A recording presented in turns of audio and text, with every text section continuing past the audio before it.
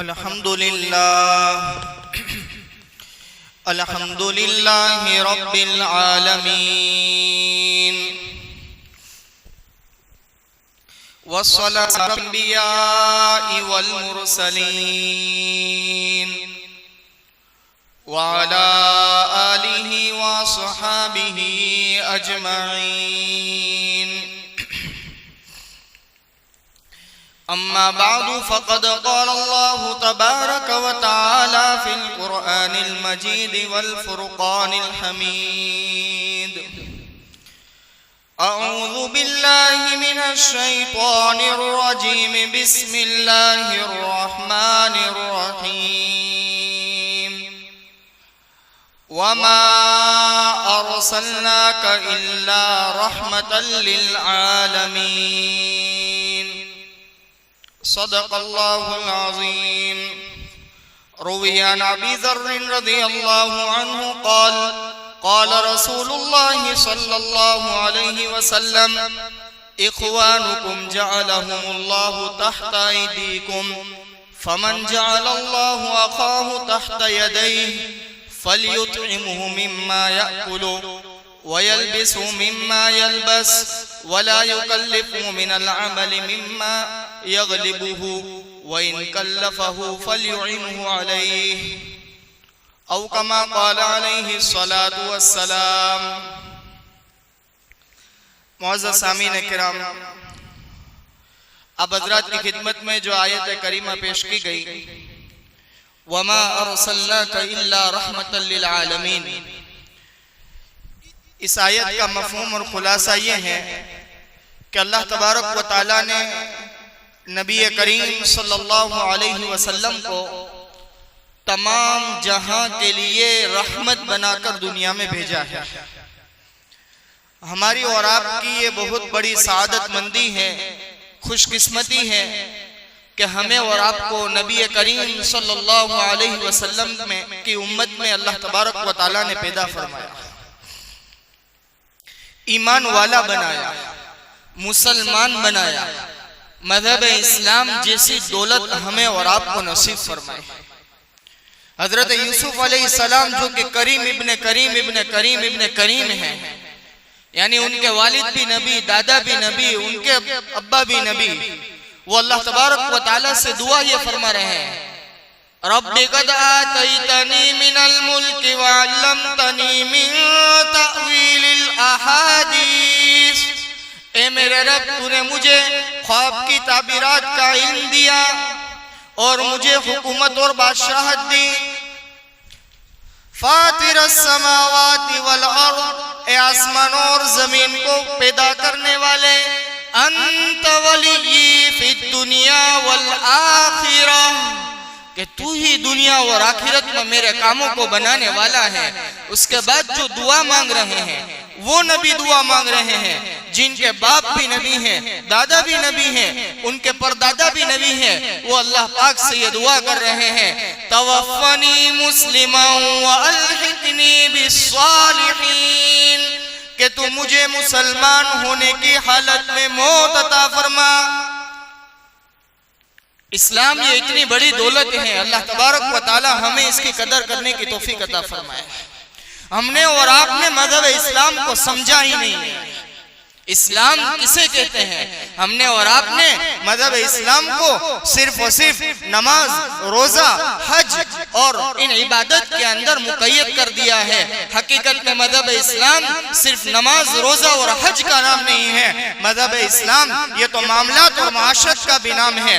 मज़हब इस्लाम के अंदर एक शोबा अकाईद का है कि मैं मेरे रब को पहचानूं, मेरे नबी से मेरा क्या अकीदा होना चाहिए, सहाबाए किराम रज़ियल्लाहु ताला अन्हुम अजमईन के मुताल्लिक अकीदा होना चाहिए, औलिया अल्लाह के मुताल्लिक मेरा क्या अकीदा होना चाहिए। इसी तरीके से एक शोबा इबादत का भी है, एक शोबा अखलाकियात का भी है, एक शोबा मामलात का भी है और एक शोबा माशरत का भी है। इसको समझने की जरूरत है। माशरत कहाँ, हम इससे आज बहुत दूर हैं, अपने आप को मुसलमान तो कह रहे हैं लेकिन हमारे मामलात और माशरत और अखलाक मुसलमानों जैसे नहीं हैं। इसी वजह से आज दुनिया के अंदर मुसलमान बदनाम हैं। आज दुनिया को जरूरत है कि कोई ऐसा नमूना पेश करे कि जो यूं कह सके कि मैं मुसलमान हूँ, मेरे अंदर औसाफ और मेरे अखलाक और मेरा आपस का लेन देन और मेरा सेल परचेस और मेरी बीवी के साथ सलूक करना, मेरे वालिदैन के साथ सलूक करना, मेरे बच्चे की तरबियत करना, ये मुसलमान जैसी है हम में से कोई जो यूं कह सके कि मेरा मार्केट में लेन देन करना मुसलमान जैसा है? समझने की जरूरत है। मेरा सेल परचेस मुसलमान जैसा है, कौन कह सकता है? मजहब इस्लाम ने हमें क्या तालीम दी है?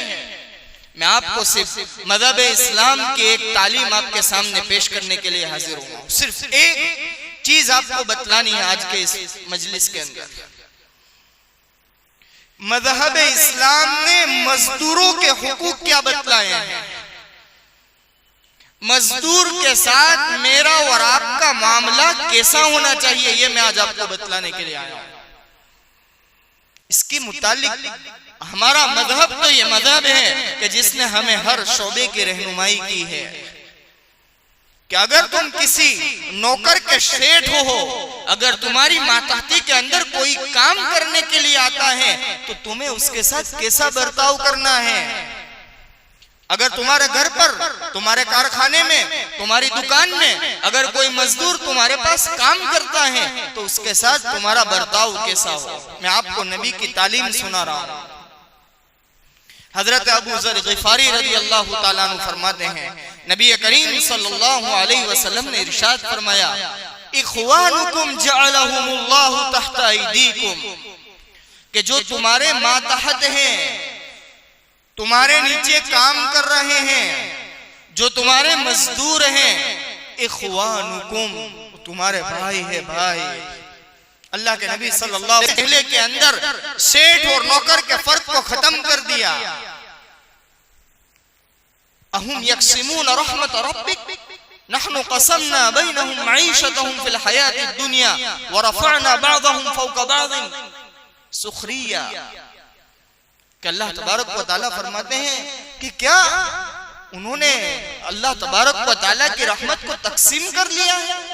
अल्लाह पाक कहते हैं कि हमने रिज़्क़ की तमाम चीजें और माशियत और माशी मामले को हमने तकसीम किया है, और इसलिए किया है कि दुनिया का निजाम चलता रहे। ये जो सेठ को सेठ और नौकर को नौकर बनाने वाला अल्लाह है, जिस अल्लाह ने उस नौकर को नौकर बनाया है, मजदूर को मजदूर बनाया है, उसी अल्लाह ने तुम्हें सेठ बनाया है। हो सकता है कि कभी काया पलट हो जाए। अल्लाह के नजदीक तो इख़वानुकुम, ये तुम्हारे भाई हैं, जुल्म मत करना इनके ऊपर। फिर आगे का जुमला सुनिए, अल्लाह तबारक व तआला ने तुम्हारे मातहत में जो बनाए वो तुम्हारे भाई है भाई। और फिर फरमाया, फमन जअलल्लाहु अखाहु तहत यदैहि, कि जो भी अल्लाह तबारक व तआला ने तुम्हारी मातहती में रखे हैं, तुम्हारे नौकर हैं, तुम्हारे मजदूर हैं, उनके साथ कैसा मामला करना है? तो कहा फलयुतहिमु मिम्मा ताकुलून, तुम उन्हें वो खाना खिलाओ जो तुम खाते हो।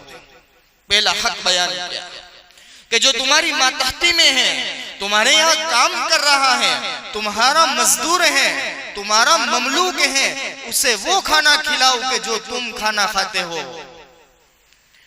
और किताबों के अंदर तो फुक़हा किराम ने यहाँ तक लिख दिया कि अच्छा तो ये है कि अपने साथ दस्तरखान पर बिठाकर खाना खिलाओ। हाँ, अगर किसी मजबूरी की बिना पर दस्तरखान पर बिठाकर अपने साथ में नहीं खिला सकते हो तो कहा बाद में भी उसे वो खाना खिलाओ जो तुम खाते हो।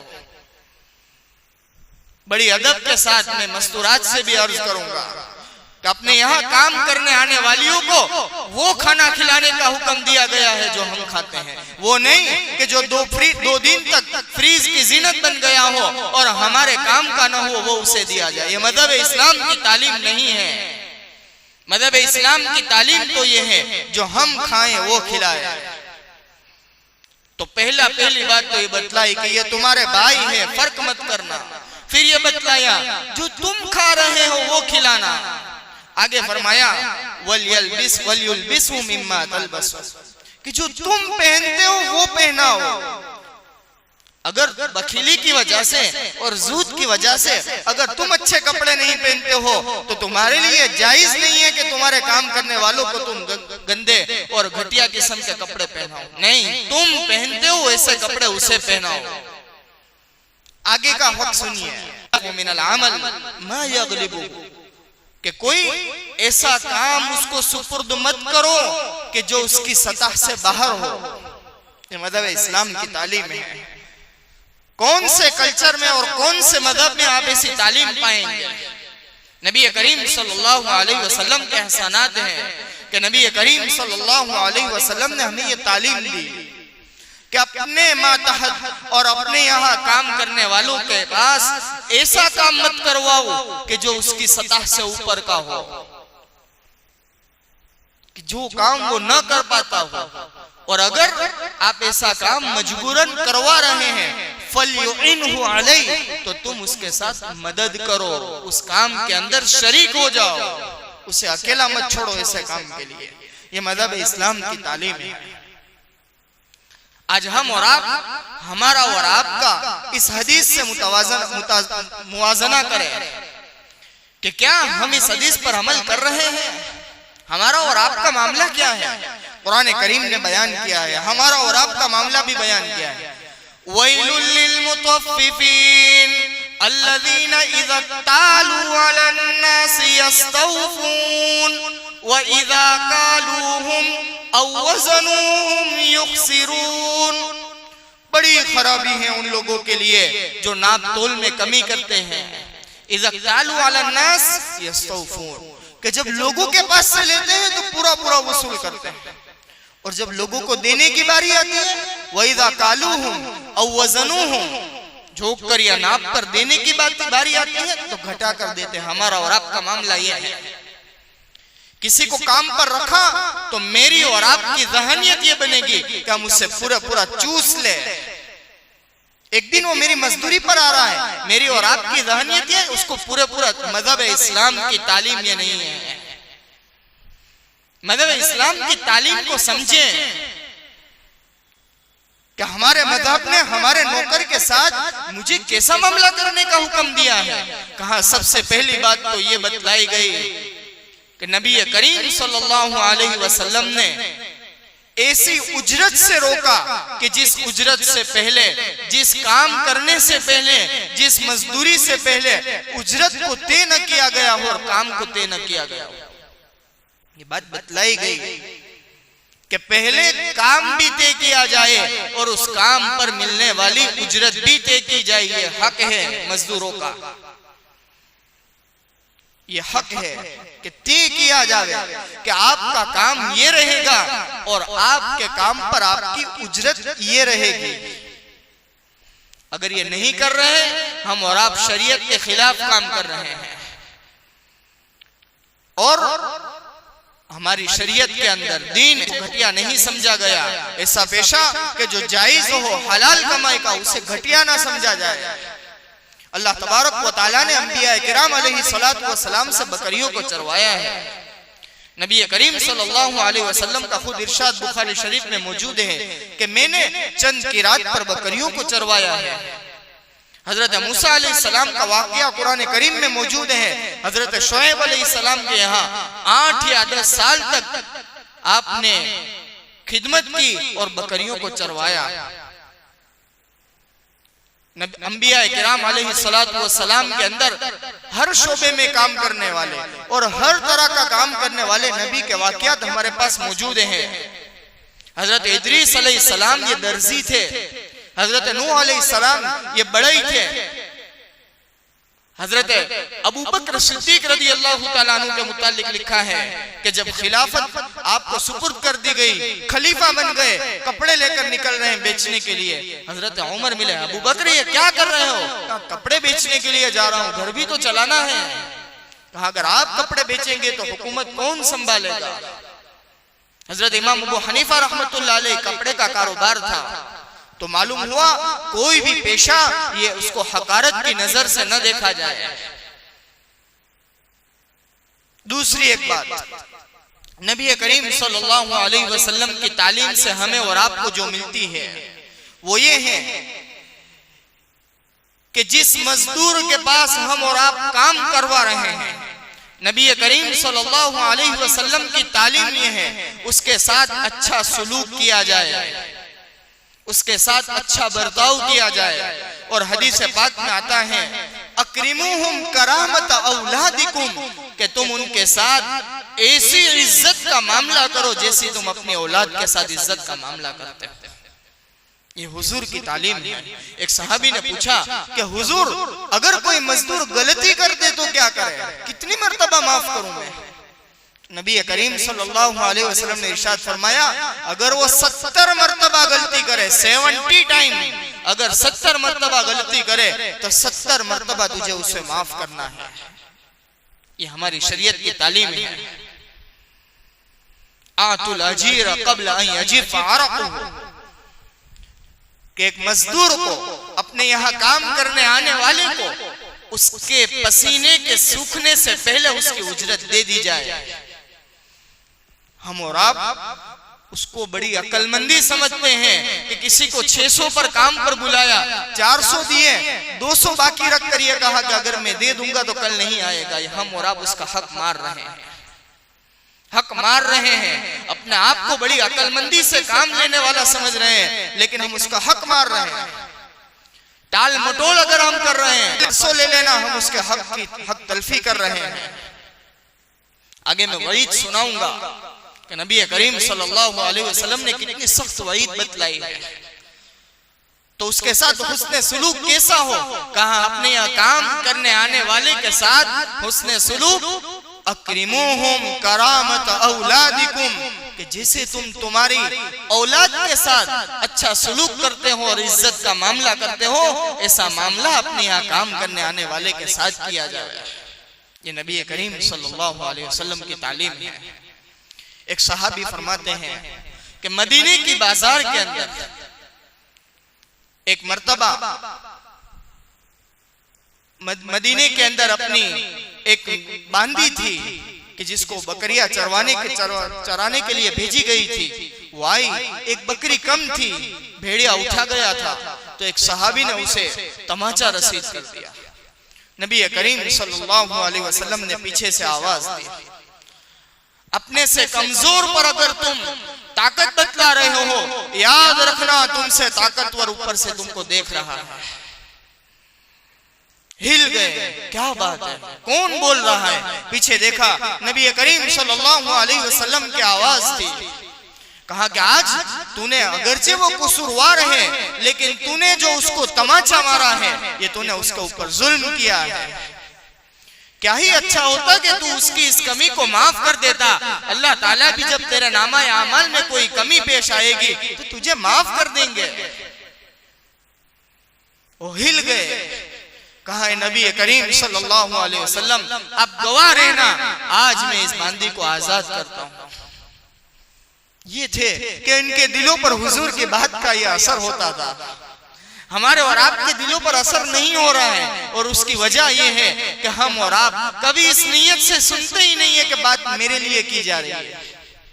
हमारी और आपकी बहुत बड़ी खामी यह है कि जब कोई दीन की बात सुनते हैं तो हमारी नजरें दूसरों की तरफ होती हैं कि हाँ ये कर रहा है इसलिए ये बात की जा रही है। जरूरत इस बात की है कि हम और आप हमारे गिरेबान में मुंह झाँक कर देखें कि मैंने कितनों के दिलों को तड़पाया है, कितनों की मजदूरियां बाकी हैं। एक साहब ने सुनाया कि पहले का वाकया मैं आपको सुनाता हूँ। एक आदमी के साथ एक मामला तय हुआ था, 15,000 रुपये मैंने उसे कहे थे, दूसरे लोगों ने 25,000 कहे थे, और मैंने सिर्फ 15,000 में उसका काम रखा था।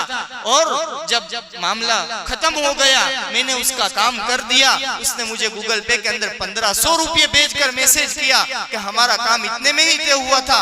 अगर आपको कोई गलतफहमी हुई हो तो आप जरा याद करके देख लें। ये हमारे और आपके मुआशरे का मामला है।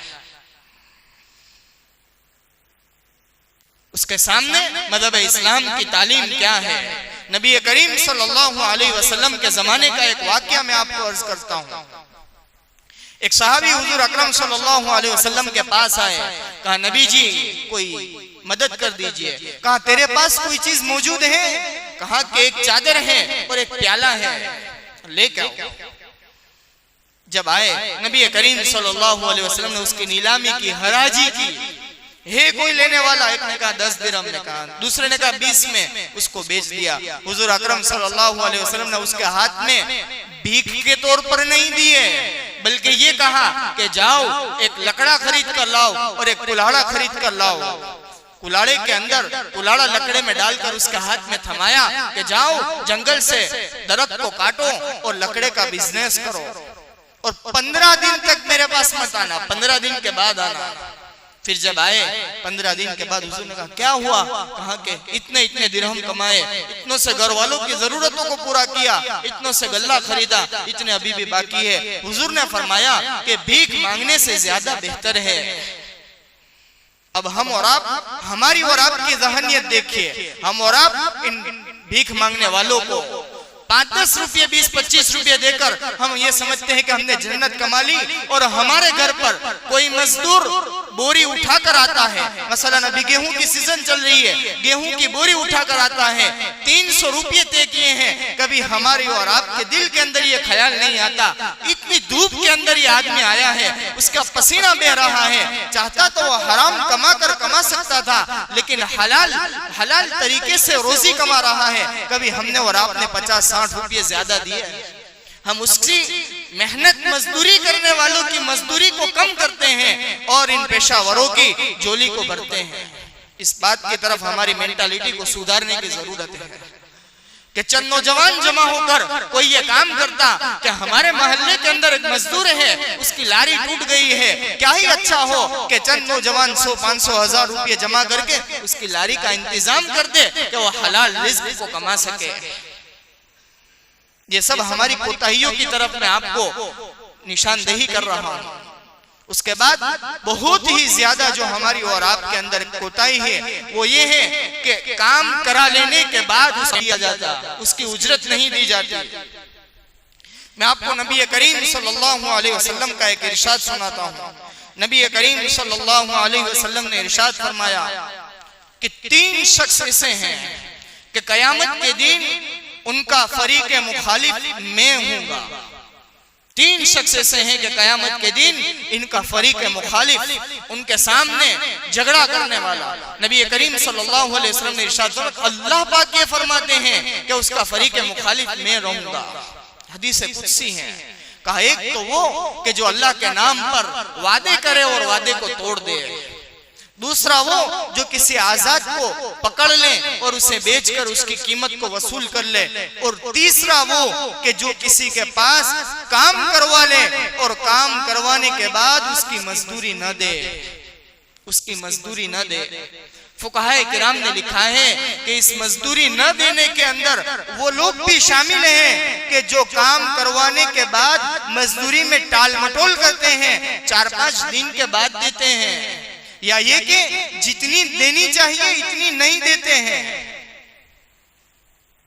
काम करवा रहे हैं और जितनी देनी चाहिए इतनी मजदूरी नहीं दे रहे हैं। नबी करीम सल्लल्लाहु अलैहि वसल्लम का इरशाद है कि अल्लाह ये फरमाते हैं कि ऐसे लोगों का फरीक मुखालिफ मैं होऊंगा, इसके ऑपोजिट पार्टी में मैं होऊंगा। और उसके सामने आपको मैं एक बशारत सुनाता हूं। नबी करीम सल्लल्लाहु अलैहि वसल्लम ने इरशाद फरमाया कि 3 खूबियां ऐसी हैं कि अगर कोई शख्स अपनी जिंदगी के अंदर इन 3 खूबियों को अपना ले, 3 आदतों को अपना ले, तो कहा उसकी मौत का वक्त आसान हो जाएगा, और दूसरा इनाम उसे यह दिया जाएगा कि उसका जन्नत में दाखिला हो जाएगा। सबसे पहली खूबी है रिफ्कुम बिज़ज़ईफ, कमजोरों के साथ नरमी का मामला करना, कमजोरों के साथ अच्छाई का मामला करना, उसे हकीर फकीर न समझना, बल्कि उसके साथ एहसान हुस्न सुलूक करना। व शफ़क़तुन अलल वालिदैन, वालिदैन के साथ शफ़क़त का मामला करना, वालिदैन की खिदमत करना, वालिदैन को राहत पहुंचाना, उनकी आहें न लेना, उनकी खिदमत करना। और तीसरा है अपने मातहतों के साथ अच्छा सुलूक करना, अपने यहाँ काम करने वालों के साथ अच्छा सलूक करना। अगर कोई बंदा अपने अंदर ये 3 खसलतें पैदा कर ले, 3 चीजें पैदा कर ले, यस्सरल्लाहु हत्फहु, कहा उसकी मौत का वक्त अल्लाह पाक आसान कर देंगे और जन्नत के अंदर उसको दाखिला नसीब फरमाएंगे। बहुत ही नबी करीम सल्लल्लाहु अलैहि वसल्लम की हदीस के अंदर साफ साफ आप बातें रखी गई कि अपने यहाँ काम करने वालों की उजरत को कभी भी न रोका जाए। जिसने काम किया है उसको उसकी मजदूरी दी जाए और उसने जितना काम उससे तय हुआ है इतना ही काम लिया जाए, इससे ज्यादा काम न लिया जाए। उसके साथ अपनी औलाद जैसा मामला किया जाए, उसको हम जो खाते हैं वो खिलाया जाए, हम जो पहनते हैं वो पहनाया जाए। अल्लाह तबारक व तआला से दुआ है, अल्लाह तबारक व तआला हम तमाम को इन हुकूक को जान जान कर इस पर अमल करने की तौफीक नसीब फरमाए, कहने सुनने से ज्यादा अमल करने वाला बनाए। आमीन व आखिरु दावाना अनिल हम्दुलिल्लाहि रब्बिल आलमीन।